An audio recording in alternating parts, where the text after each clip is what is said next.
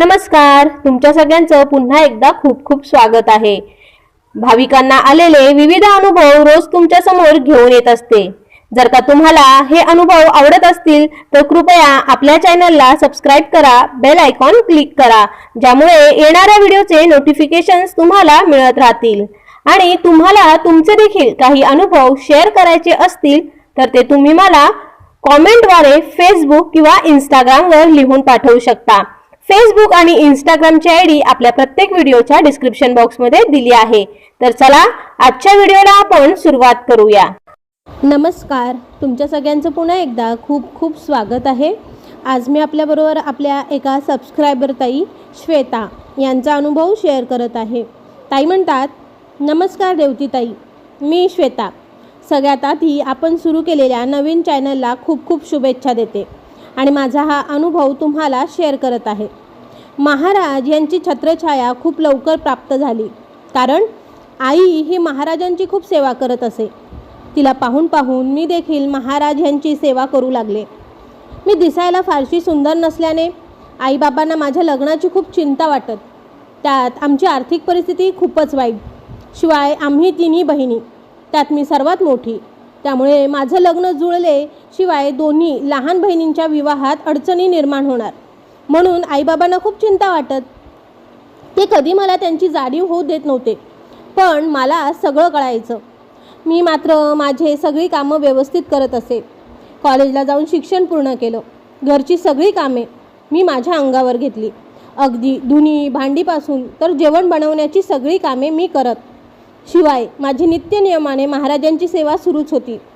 दररोज महाराजांच्या मंदिरात जाऊन एक अध्याय गजानन विजय ग्रंथ यातील वाचन करणे व अधूनमधून पारायण वाचन करणे असं माझं डेली रुटीन सुरू होतं। मी माझ्यासाठी महाराजांना कधीही काही मागितलं नव्हतं। मी फक्त माझ्या आईबाबांना व बहिणींना निरोगी आणि सुखी आयुष्य लाभो हीच प्रार्थना करत असेच दिवसांमास गुण दिवस जात होते। माझं वय 25 पार होऊन गेलं होतं, पण लग्न काही जुळेना। माझे आईबाबा जिथे वधूवर मेळावा असेल तिथे तिथे जाऊन माझं नाव नोंदवून येत। अगदी इंदोर जबलपूरपासून ते अहमदाबाद राजकोटपर्यंत ते माझ्या लग्नासाठी जाऊन आले। जसं जसं माझं वय वाढत गेलं तसं त्यांची चिंता वाढली। मला हे बघवत नव्हतं। शेवटी एकदा महाराजांचा प्रकट दिन जवळ आला होता, तेव्हा मी ठरवलं की ह्यावेळी एक आसनी पारायण वाचन करून महाराजांना सांगून टाकायचं की माझ्या नशिबी संसार सुख नसेल तरी चालेल, पण माझ्या दोन्ही लहान बहिणींना सुखाने संसार करायला मिळावा। मग मी ठरवल्याप्रमाणे प्रकट दिनास पारायण वाचन केलं। मी पोथीही नेहमी महाराजांच्या मंदिरात जाऊन वाचन करत, कारण मला तिथे प्रसन्न वाटत। मी त्या दिवशी महाराजांना माझ्या मनातलं गाऱ्हाणं सांगितलं आणि त्यांच्यावर सर्व सोपवून दिलं। आणि खरंच त्याचा दुसरा दिवस उजळला आणि तो दिवस मला आणि माझ्या बहिणींच्या आयुष्यात सुखच सुख घेऊन आला।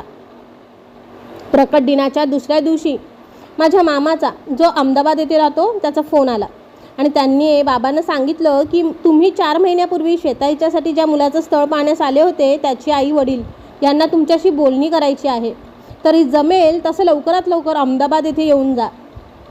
मग आई बाबा दोघेही दुसऱ्या दिवशी ट्रॅव्हल्सने अहमदाबाद येथे निघून गेले। मी व माझ्या दोन्ही बहिणी शीतल आणि रोहिणी असे तिघंच घरी होतो। आई बाबा ज्या दिवशी गेले त्याच्या दुसऱ्याच दिवशी मला त्यांचा फोन आला आणि आम्हा तिघा बहिणींना त्यांनी लगेच अहमदाबाद येथे येण्यास सांगितलं। मला काहीच कळेना की काय सुरू आहे, पण बाबांनी मला ज्या प्रकारे ताबडतोब तिघांनी अहमदाबाद येथे येण्यास सांगितलं ते ऐकून माझ्या मनात विचार येऊ लागला की नेमकं काय घडलं असावं। मग आम्ही पटकन सर्व तयारी केली व अहमदाबाद येथे निघून गेलो। तिथे पोहोचल्यावर त्याच दिवशी संध्याकाळी एक सदन परिवार त्यांच्या 4 व्हीलर गाडीने मामाच्या घरी आलं। त्या 2 तरुण मुले व त्याचे आई वडील, एक मुलगी होती। ते येण्यापूर्वी आईने मला आणि शीतल हिला नीटनेटके तयार होऊन येण्यास सांगितले। मला तेव्हा समजलं की मला मुलगा पाहण्यास येणार असेल, त्यामुळे मला नीटनेटकं तयार होऊन येण्यास सांगितलं आहे। ते ठीक होतं, पण शीतल हिला देखील तयारी करून येण्यास का सांगितलं याचं मला कोडं पडलं। आणि थोड्याच वेळात आम्ही दोघी बहिणी त्या परिवारात चहा पाणीचे बहाण्याने त्यांच्यासमोर येण्यास सांगितलं। आम्हाला त्यांनी काही औपचारिक प्रश्न विचारले, जसं कसली आवड आहे, काय काय येतं वगैरे वगैरे। मग थोडा वेळ गप्पाटप्पा झाल्यावर त्या मुलाचे वडील यांनी सरळ बाबांना सांगितलं की आम्हाला आमच्या मोठ्या मुलासाठी तुमची मोठी मुलगी पसंत आहे, पण आमची एक अट आहे की तुमच्या दुसऱ्या मुलीसाठी तुम्ही आमच्या लहान मुलास लग्नासाठी होकार दिला तरच ही दोन्ही लग्न एकत्र करून घेण्याची आमची तयारी आहे. त्या मुलाचे वडील ह्यांचं ते बोलणे ऐकून सर्वच अचंबित झाले. बाबांनी देखील शंका आली की कदाचित त्यांच्या लहान मुलाच्या पत्रिकेत मंगळ वगैरे असेल, त्यामुळे त्याचं लग्न जुळत नसेल. बाबा काही वेळ त्याच विचारात गुंग झाले.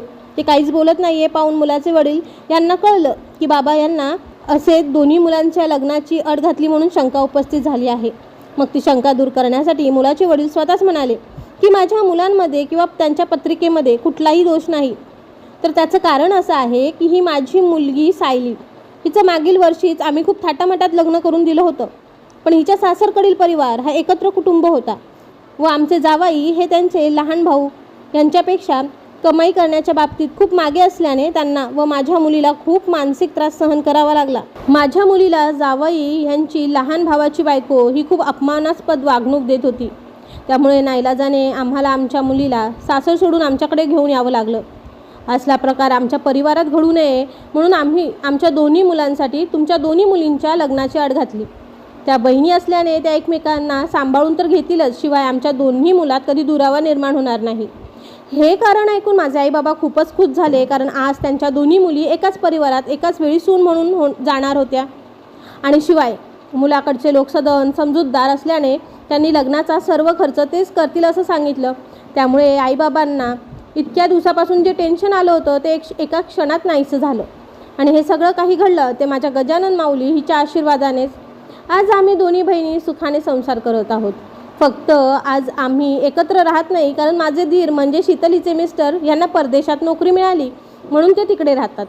माझ्या सगळ्यात लहान बहिणीचे म्हणजे रोहिणीचं लग्न देखील एका डॉक्टर मुलाशी झालं आणि ती देखील तिच्या संसारात सुखी झाली.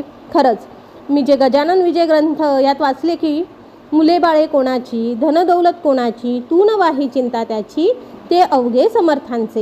हे खरंच आहे. आपण ही सगळी आपल्या माऊलीची लेकरं आहोत आणि आपली मुले बाळे देखील त्यांचीच बाळे. त्यामुळे आपण त्यांची जास्त चिंता करायची नाही. फक्त आपण आपल्या मुलांना महाराजांच्या सेवेची आवड निर्माण करावी, मग महाराज स्वतः त्यांना सांभाळून घेतील. जय गजानन श्री गजानन गण गण गणात बोते. ताई, तुमचे खूप खूप धन्यवाद की तुम्ही तुमचा अनुभव आमच्याबरोबर शेअर केला. आणि तुम्हा सगळ्यांना ताईंचा अनुभव कसा वाटला कॉमेंट करून नक्की कळवा. आता बघूया आजचा आपला प्रश्न मंजुषेतील प्रश्न. शेगावचे मारुतीच्या उत्सवाचा पुढारी कोण असल्याचा उल्लेख गजानन विजय ग्रंथ यात केला आहे ते सांगायचं आहे. आणि मागील प्रश्नाचं उत्तर आहे महाराज कृष्णाजी यांच्या मळ्यातून सखाराम आसोलकर यांच्या जागेत राहण्यास गेले होते. आणि ज्यांनी बरोबर उत्तरं दिली आहेत त्यांची नावे पुढीलप्रमाणे. पहिलं जयश्री गाडे, 2 सुचित्रा दोराईस्वामी, 3 बिट्टूस, 4 वैभव गोळे. तुम्हा सर्वांचं खूप खूप धन्यवाद की तुम्ही आपल्या प्रश्नमंजुषेमध्ये सहभाग घेतला.